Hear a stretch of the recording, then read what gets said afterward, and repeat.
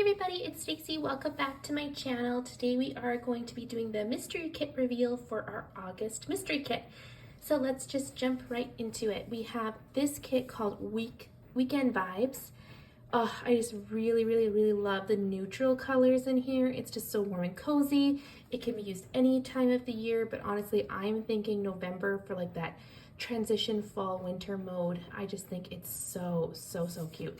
So we have our 9 full boxes, our quarter box and half box sheet, our bottom washi page, our functional page, headers and little things, square box sheet, and our glitter headers and fashion people as well. And that is the ultimate size. If you are looking to get the tiny kit size, we just eliminate those bottom 2 pages and you just get these 5 pages here. Of course, there's also other things that come with the kit. You also get the 15mm bottom washi strip included.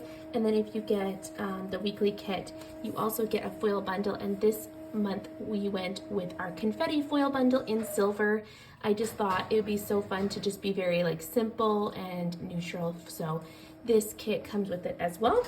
And then every mystery gets our exclusive freebie for the month, just some icons to go with the colors of the kit.